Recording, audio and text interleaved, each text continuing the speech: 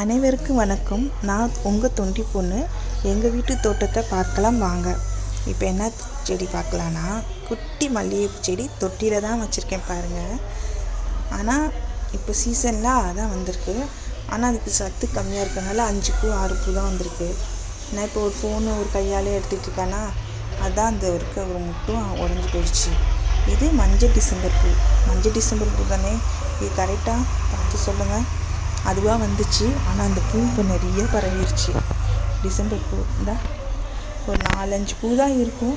இருந்தாலும் அது பார்க்குறப்ப அழகாக இருக்குல்ல, பாருங்களேன். இதை பறித்து எங்கள் பாப்பாவுக்கு தான் நான் வைக்க போகிறேன். இந்த மல்லிகைப்பூ அதிகமாக பூக்குன்னா என்ன பண்ணலாம், என்ன உரம் போடலான்னு நீங்கள் ஏதாவது ஐடியா இருந்தால் எனக்கு டிப்ஸ் சொல்கிறீங்களா? அப்புறம் நிறையா குட்டி குட்டி மல்லிகைப்பூவாக இருக்குது. அப்புறம் குட்டி செடி நிறையா வச்சுருக்கேன்.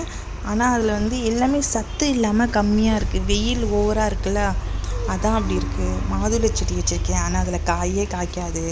இப்போ பார்த்திங்களா, இந்த கீரை இருக்கா, தண்டங்கீரை, இது பூச்சி வச்சுருக்கேல, இந்த பூச்சி வராமல் இருக்குன்னா நான் என்ன செய்யலாம்? அதுக்கு உங்களுக்கு ஏதாவது டிப்ஸ் இருந்தால் சொல்கிறீங்களா? எங்கே போகிறீங்கம்மா சுபன்? இங்கே வாங்கம்மா. அங்கே எங்கே போகிறீங்க? வெயிலாக இருக்குல்லம்மா, பூச்சி இருக்கும். வாங்க, இங்கிட்டு வாங்க, இப்படி போகலாம் வாங்க. வேணாம், வேணாம், இப்படி வீட்டுக்கு போவோமா? எங்கள் வீட்டில் வாழை மரம் பார்த்திங்களா, பூ காய்ச்சிருக்கு. வாழைக்காய் விட்டு பூ காய்ச்சிருக்கு. ஆனால் அது இன்னும் பறிக்க முடியல. அது பக்கத்து வீட்டில் தொங்குதா, அதனால் அப்படியே விட்டுட்டேன். அப்புறம் காலையில் இன்றைக்கி தான் பார்க்குறேன், இன்னொரு இது இருக்குது. பார்த்தீங்களா, தெரியுதா உங்களுக்கு? எதுவும் அழகாக இருக்குல்ல? இது 2 இதாக இருக்குது பாருங்களேன்.